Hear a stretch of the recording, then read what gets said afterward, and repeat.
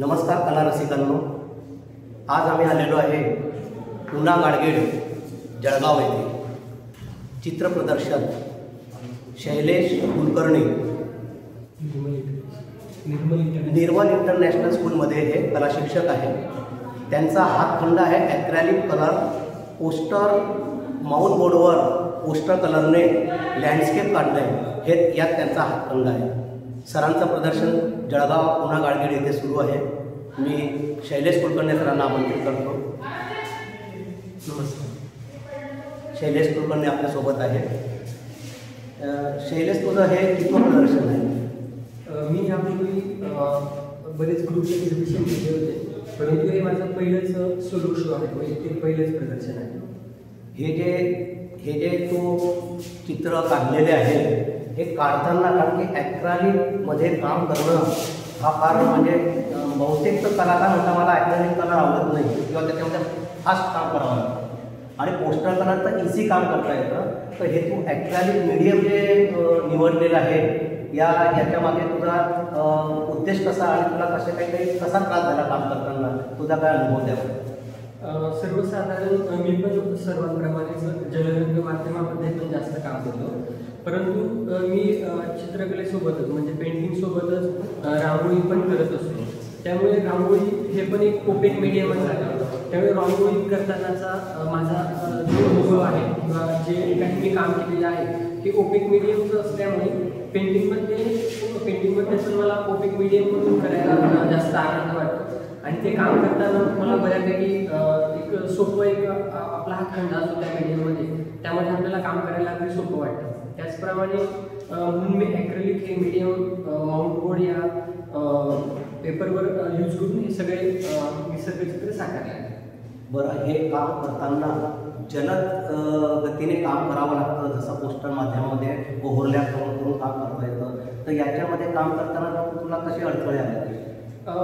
जलरंगामध्ये काय असतं, आपण काम करून घेतो, परंतु ॲक्रेलिक जे रंग असतात ते पटकन सुकणारे रंग असतात, त्यामुळे यामध्ये आपल्याला खूप जलद गतीने काम करावं लागतं ॲक्रेलिकमध्ये।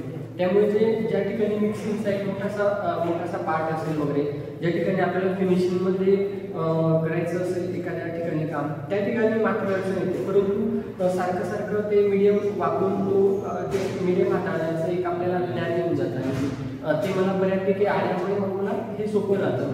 त्यानंतर काही पार्ट असतात ज्या ठिकाणी आपल्याला डिटेलिंग करायचं असतं, त्या ठिकाणी मात्र ॲक्रेलिक मीडियम आपल्याला सोपं जातं हाताळण्यासाठी।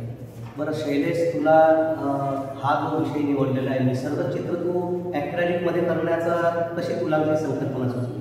खरं तर माझ्या चित्र प्रदर्शनाचं नाव हे अंतरंग चित्र प्रदर्शन ठेवलेलं होतं।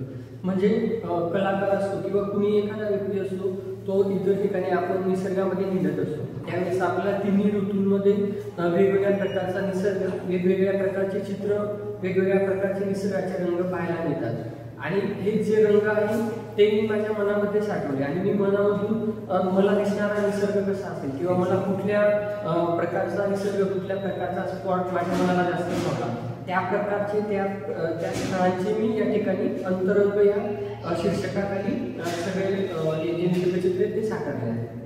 म्हणजे याचाच अर्थ असा होतो की निसर्गातले अंतरंग चित्रकाराच्या अंतरंगातून त्याने चित्रित केलेले आहे। निसर्गामध्ये कितीतरी रंगाच्या छटा आहे की त्या आपण अजूनपर्यंत त्या छटा करू शकलेले नाही आर्टिस्ट लोक। इतक्या लाखो करोड छटा निसर्गामध्ये लपलेल्या आहेत, त्यातल्या छटा माउंट बोर्डवर ॲक्रेलिक रंगाने काढण्यामध्ये शैलेंद्र पूर्णपणे यशस्वी झालेला आहे। शैलेंद्र, तुला जे आता नवीन कला शिक्षक आहे किंवा विद्यार्थी आहे त्यांना तू काय सांगू इच्छितो? प्रत्येकाने काम करताना प्रामाणिकपणे तर काम केलंच पाहिजे, पण आपल्याला ज्या मीडियममध्ये विशेषतः आवडतं त्याच मीडियममध्ये विद्यार्थ्यांनी काम करायला पाहिजे। कारण बरीच जण असं असतात की विविध प्रदर्शनं पाहतात, तुम्ही जलरंग पाहता आणि लगोलग जलरंगामध्ये काम करण्याचा एकदम प्रयत्न करून जातात, किंवा मग ॲक्रेलिक पारदर्शक मीडियम असेल ते पाहतात, लगेच त्यामध्ये काम करायचा प्रयत्न करायला जातात। परंतु मला असं वाटतं की आपण तेच मीडियम घ्यायला हवं जे आपल्याला हाताळण्यात जास्त आनंद मिळतो आणि त्या मीडियममध्ये आपण जास्तीत जास्त प्रमाणामध्ये काम करू शकतो किंवा चांगल्या पद्धतीने काम करू शकतो। त्या मीडियमला तशी धरून जर सातत्य ठेवलं तर आपण ज्या आपल्याला आवडणाऱ्या मीडियम असेल किंवा कुठलाही मीडियम असेल त्या मीडियममध्ये आपण लवकरात लवकर पारंगत होऊ शकतो असं मला वाटतं. तुला अशी प्रोत्साहन या चित्रांसाठी कोणाकडनं मिळायचे? विविध निसर्ग चित्रकार आहेत, तसं मी 1-2 चित्रकाराचे नाव तर घेऊ शकत नाही, परंतु बरीच निसर्ग चित्रकार आहेत. या सगळ्यांकडूनच मला प्रेरणा मिळत असते, परंतु मी प्रत्येकाकडून मला कुठला त्यांच्या चित्रातलं चांगलेपणा आहे ते घेता येईल असं मी विविध चित्रकारांकडून घेत असतो आणि त्याच गुणांचा वापर किंवा त्या घटकांचा वापर मी माझ्या चित्रांमध्ये वेगवेगळ्यापणे कशा पद्धतीने साकारू शकतो त्याचा प्रयत्न करत असतो. हे झाले तुझे विचार, पण मला घरच्यांचा याच्यामध्ये काही अपोज, कारण का आता बहुतेक पॅरेंट्स अरसिक झालेले आहेत. पॅरेंट्स म्हणजे असंच तेव्हा काय खर्च करतोय तू एवढा, काचेला खर्च लागेल, क्रीमला खर्च लागेल, याच्यातनं काय मिळणार आहे? तशातनं तुझा प्रवास कसा झालेला आहे? खरं तर या प्रकारे माझे जे कुटुंब आहे, माझा जो परिवार आहे तो तर याप्रमाणे नाही, ते मला बऱ्यापैकी नव्हे तर अगदी चांगल्या प्रकारे मला प्रोत्साहन देत असतात. त्यांचं म्हणणं एकच असं की तू जे काही करशील ते तुझ्या स्तरावर सगळ्यात जास्त चांगल्या पद्धतीने करण्याचा प्रयत्न कर. तू कलेमधून समाजाला काय देऊ शकतो किंवा तुझ्या चित्रांमधून समाजाला काय मदत करू शकतो, काय देणं लागतो, या सगळ्यांचा विचार करून तुझ्या स्तरावर चांगल्या पद्धतीने काम करण्याचा प्रयत्न कर. त्यामुळे मला असं वाटतं की त्यांचा तर मला खूप चांगल्या प्रमाणात पाठिंबा नेहमी या चित्र प्रदर्शनासाठी पण त्यांचा अतिशय चांगला पाठिंबा होता आणि त्याचमुळे अंतरंग चित्र प्रदर्शन मी या ठिकाणी करू शकतो. घरच्यांचा, पॅरेंट्सचा, आईवडिलांचा, पत्नीचा, भावांचा, सगळ्यांचा जर पाठिंबा असला तर कलावंत आपली कला उत्कृष्ट रीतीने आणि चांगल्या पद्धतीने सादर करू शकतो. हे शैलेशच्या सांगण्यावरून आज आपल्याला समजत आहे. शैलेश, अजून तू काय सांगू शकतो? हे चित्र प्रदर्शन आता जवळपास 1 तारखेपासून पुन्हा गाडगीळ सन्स लिमिटेड जळगाव महिनाबाई उद्यान रिंग रोड या ठिकाणी भरवलेला आहे. 1 ते 15 प्रदर्शनाचा कालावधी आहे. आता अगदीच काही दिवस शिल्लक राहिले आहेत, तर आपण सर्वांनी आपल्या परिवाराचे, मित्रांचे हे प्रदर्शन पाहण्यासाठी यावर्षी मी सर्व कलारसिकांना विनंती करतो. एक कळकळीची विनंती केलेली आहे शैलेशने. खरं पाहिलं तर शैलेशचं असं एवढं वय नाही आहे की या वयामध्ये त्याने असं प्रदर्शन भरवावं, कारण की प्रदर्शन भरवण्यासाठी खूप मोठी तपश्चर्या करावी लागते. पण या कमी वयामध्ये त्याने अतिशय म्हणजे शब्दच नाही माझ्याजवळ म्हणायला, अतिशय सुंदर निसर्गचित्र त्याने माउंट बोर्डवर कॅप्चर केलेले आहे. आणि पुन्हा गाडगीळ हे जे जळगावमधली ज्वेलरीचे जे दुकान आहे, पुन्हा गाडगीळ म्हणून आहे, ही एक कलावंतांचे पाठीराखे आहे. कलावंतांना पाठबळ यांच्यामुळे मिळतं, कारण की अशी गॅलरी जळगावमध्ये नाहीच आहे, कोणी केलीच नाही आहे.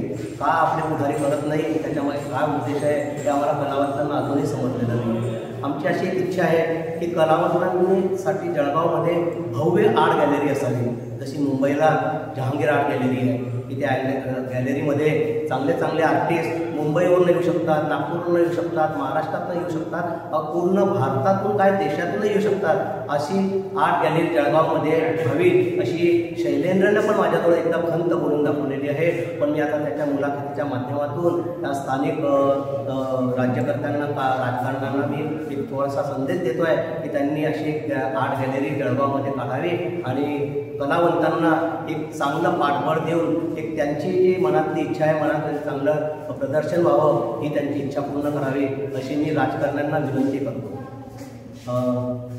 शैलेश, तू आर्टिस्ट विजन फाउंडेशनला जी मुलाखत दिली आणि त्या मुलाखतीबद्दल मी तुझे आभार मानतो. मनपूर्वक धन्यवाद. आर्ट विजन फाउंडेशनचे देखील मी मनापासून धन्यवाद देतो, ज्यांनी माझे अंतरंग या चित्र प्रदर्शनातील जे विचार आहेत ते आर्ट विजन फाउंडेशन न्यूजमार्फत सर्वांपर्यंत पोहोचवण्यासाठी मला सहकार्य केले. त्यापासून आर्ट विजन फाउंडेशनचे देखील मनापासून धन्यवाद देतो. धन्यवाद शैलेंद्र. AVF आर्टिस्ट विजन फाउंडेशनचे तत्त्वच असे आहे की कलेसाठी जे खरोखर पदरमोड करून कार्य करतात अशांसाठी आर्टिस्ट विजन फाउंडेशन कोणताही मुलाखतीचा पैसा घेत नाही, कोणताही पैसा मागत नाही, पण कलावंतांना पाठबळ मिळावं, कलावंतांना प्रोत्साहन मिळावं आणि त्यांनी त्यांच्या कलेच्या भावना चांगल्या आपल्या चित्रात काढून अजूनही जहांगीर आर्ट गॅलरीसारख्या प्रदर्शनामध्ये प्रदर्शन व्हावं असा आर्टिस्ट विजन फाउंडेशनचा उद्देश असतो. आमचा टॅगलाईनच अशी आहे, सप्तकला जोपासण्यासाठी कलावंतांचा हा समूह, हे आमचे ब्रीदवाक्य आहे. धन्यवाद रसिकांनो, धन्यवाद. राजेंद्र जावळे, सेवानिवृत्त कला शिक्षक, सेंट्रल रेल्वे स्कूल, भुसावळ. धन्यवाद.